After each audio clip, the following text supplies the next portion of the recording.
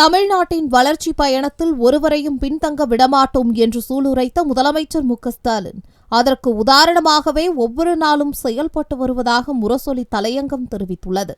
கருணையின் வடிவம் முதல்வர் என்கிற தலைப்பில் முரசொலி நாளேடு வெளியிட்டுள்ள தலையங்கத்தில் மார்ச் 3ஆம் தேதி காலை வேளையை தமிழ்நாட்டு மக்களுக்கு மகிழ்ச்சிமிகு நாளாக முதலமைச்சர் மு.க.ஸ்டாலின் விடிய வைத்துள்ளதாக தெரிவித்துள்ளது. சமூகத்தின் விளிம்பு நிலை மக்களுக்கு வாட்டம் போக்கும் வகையில் 2000 ரூபாயை அவர்களது வங்கிக் கணக்கில் முதலமைச்சர் வரவு வைத்துள்ளதாகவும், சமூகத்தின் விளிம்பு நிலையில் வாழ்ந்து அரசின் மாத ஓய்வூதிய உதவித்தொகை பெற்று வரும் முதியோர், கைம்பெண்கள், வயது முதிர்ந்த திருநங்கையர், மாற்றுத்திறனாளிகள் ஆகியோருக்கு நலிவு நிலை போக்கும் சிறப்பு நிதியாக 2000 ரூபாயை மார்ச் மாத ஓய்வூதியத்துடன் சேர்த்து வங்கிக் கணக்கில் முதலமைச்சர் மு.க.ஸ்டாலின் வரவு வைத்துள்ளதாகவும் முரசொலி நாளேடு குறிப்பிட்டுள்ளது. இதன்படி பல்வேறு சமூக பாதுகாப்பு திட்டங்களின் கீழ் பயன்பெற்று வரும் முதியோர், கைம்பெண்கள் என மொத்தம் 29,29,000 பயனாளிகளுக்கு தலா 3,200 ரூபாய் கிடைத்திருக்கிறது. 5,92,000 மாற்றுத்திறனாளிகளுக்கு தலா 3,500 ரூபாய் கிடைத்திருக்கிறது. பராமரிப்பு உதவித்தொகை பெற்று வரும் 2,58,000 மாற்றுத்திறனாளிகளின் குடும்பங்களுக்கு தலா 4,000 ரூபாய் முதலமைச்சர் மு.க.ஸ்டாலின் வழங்கியிருப்பதாக முரசொலி நாளேடு கூறியுள்ளது.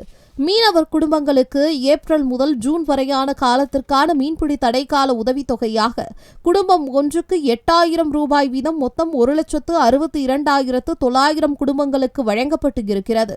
நீலகிரி மாவட்டத்தைச் சேர்ந்த 14,870 தேயிலை விவசாயிகள் பயன்பெறும் வகையில் 15 கூட்டுறவு தேயிலை தொழிற்சாலைகள் மூலம் கொள்முதல் செய்யப்பட்ட பசுந்தேயிலைக்கு கிலோ 2 ரூபாய் ஆதார விலை என 8.53 கோடி ரூபாய் நிதியும் வழங்கப்பட்டு இருப்பதாகவும் முரசொலி தலையங்கம் சுட்டிக்காட்டியுள்ளது. இவை அனைத்தும் மார்ச் 3ஆம் தேதி காலையில் தமிழ்நாட்டு மக்களுக்கு கிடைத்த நல்ல செய்தியாகும். பிப்ரவரி 13ஆம் தேதியன்று மக்கள் அடைந்த மகிழ்ச்சியே இன்னும் பொங்கி வழியும் நிலையில் அடுத்தடுத்த மகிழ்ச்சி அறிவிப்புகளை முதலமைச்சர் செய்து வருவதாக முரசொலி நாளேடு பாராட்டு தெரிவித்துள்ளது. பிப்ரவரி 13ஆம் தேதியன்று காலையில் 1,31,00,000 மகளிருக்கு 5,000 ரூபாய் வழங்கினார் முதலமைச்சர். பிப்ரவரி, மார்ச், ஏப்ரல் மாதங்களுக்கான முன்பணம் 3,000 ரூபாயை கொடுக்க சொன்னார். அத்தோடு கோடைகால சிறப்பு தொகுப்பாக 2,000 ரூபாயும் சேர்த்து கொடுத்தார். 6,500 கோடி ரூபாய் ஒரே நாளில் தமிழ்நாட்டு மகளிர் கையில் போய் சேர்ந்ததாக குறிப்பிட்டுள்ள முரசொலி நாளேடு 1.31 கோடி மகளிர் இப்போது 1,000 ரூபாயை மாதந்தோறும் உரிமை தொகையாக பெற்று வருகிறார்கள். திராவிட மாடல் 2.0 ஆட்சியில் உரிமை தொகையை 2,000 ரூபாயாக உயர்த்தி வழங்குவோம் என்று முதலமைச்சர் அறிவித்துள்ளதாகவும் கூறியுள்ளது. 5,000 ரூபாய் கொடுத்தார் என்பது அல்ல முக்கியம். இத்திட்டத்தை முடக்க நினைத்தவரின் சதியை முதலமைச்சர் முறியடித்து விட்டதாக தெரிவித்துள்ள முரசொலி நாளேடு 5 மாநில தேர்தல் வரப்போகிறது. எனவே இலவச திட்டங்களை நிறுத்த வேண்டும் என்று பாஜக பிரமுகர் ஒருவர் உச்சநீதிமன்றத்தில் வழக்கு தாக்கல் செய்தார். அந்த சதியை முறியடித்தார் முதலமைச்சர் என்று தெரிவித்துள்ளது. 5,000 ரூபாய் வரவு வைத்தது, 2,000 ரூபாய் என வாக்குறுதி அளித்தது மற்றும் திட்டத்தை முடக்கும் சதியை முறியடித்தது என்று 3 ஆகப்பெரும் செயல்களை செய்துவிட்டார் கருணைமிகு முதலமைச்சர் என்று முரசொலி நாளேடு பெருமிதம் தெரிவித்துள்ளது. இவை அனைத்தும் தேர்தலுக்காக செய்யப்படுபவை அல்ல என்று கூறியுள்ள முரசொலி நாளேடு முதலமைச்சரின் கருணை உள்ளம்தான் இதற்கு காரணம் என்றும் விளக்கம் அளித்துள்ளது. கொரோனா காலத்தை நினைத்து பாருங்கள். திமுக ஆட்சி அமைந்தபோது கொரோனா காலமாகும்.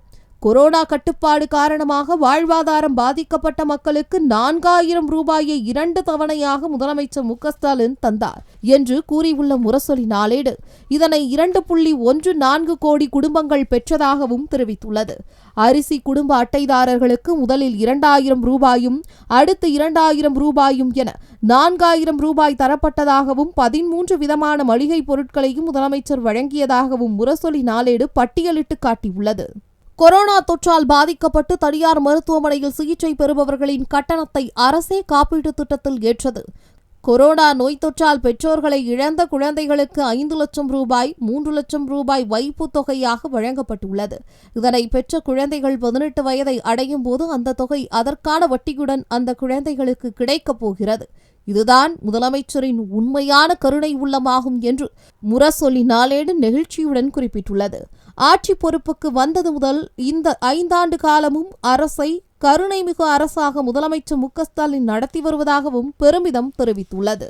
தமிழ்நாட்டின் வளர்ச்சி பயணத்தில் ஒருவரையும் பின்தங்க விடமாட்டோம் என்று சூளுரைத்த முதலமைச்சர் மு.க.ஸ்டாலின் அதற்கு உதாரணமாகவே ஒவ்வொரு நாளும் மாண்புமிகு கருணைமிகு முதலமைச்சர் செயல்பட்டு வருவதாக கூறி தலையங்கத்தை நிறைவு செய்துள்ளது.